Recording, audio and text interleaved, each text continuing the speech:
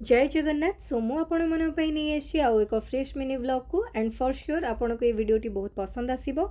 तो चलतु डेरी न करी आज इंटरेस्टिंग ब्लॉग को स्टार्ट करवा। तो मु आज आसी पहुँची जाइए साक्षीगोपाल मंदिर में। तो भुवनेश्वर डिस्टेंस हम 45 ରୁ 50 किलोमीटर रे।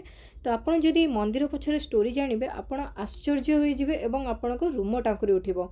तो स्टोरी सत्य घटना उपर आधारित एवं एही मंदिर नाम कहीं साक्षीगोपाल अटे ताहा वीडियो शेष पर्यंत देखिले ही जानि परिबे।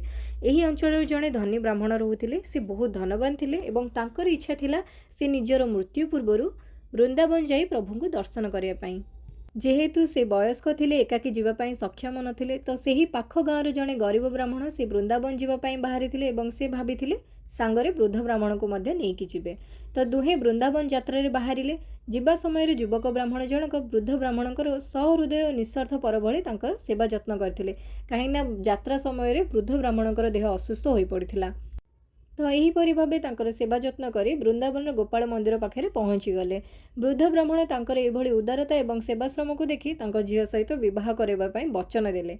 हेले गरीब ब्राह्मण बहुत बुझाइले एवं कहिले मते आपणक सेवा करबा बदले आपणक ठारो एमिति किछि भी दरकार नाही। एवं गरीब ब्राह्मण ए मध्य बुझाई कहितले विवाह विषय आपण घरे कथा हुंतु, घरे आलोचना करके विचार करके मते जणेबे। तो यही सब वार्तालाप को किए शुणुथिले जानिछंदी प्रभु गोपाल। तो यात्रा सरिया पर वृद्ध ब्राह्मण जनक से गरीब ब्राह्मण को नहीं घर को आसी पहुँचिले एवं विवाह प्रस्ताव घर लोकों आगे रखिले। घरे समस्त कथा कही सारिबा परे घरे केही राजी होई नथिले। कहिले जदि से वचन तुमको देइथिले तो किए साक्षी अछि तांको डकाओ, तापर जाई तुम विवाह आम झील सहित कराइबु। तापर युवक ब्राह्मण वृंदावन जाई गोपाल आगे गुहारिया पड़िले। कहिले आम कथा तो केवल आपण ही जानिछंती, आपण मो सहित आसंतु साक्षी होई। भगवान कहिले ठीक अच्छे मु जीवी तुम सहित। तो भगवान गोपाल वृंदावन निजे चली चली साक्षी हो आसी।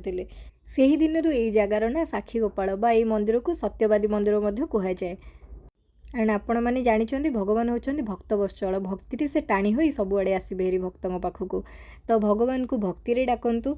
भगवान आपणकर सब दुख कष्ट दूर करंतु। भगवान आपण को घंट घोड़े रखंतु। जय जगन्नाथ, जय श्री कृष्ण, राधे राधे। आशा करुछु वीडियो को ढेर सारा भल पाइबा देबे।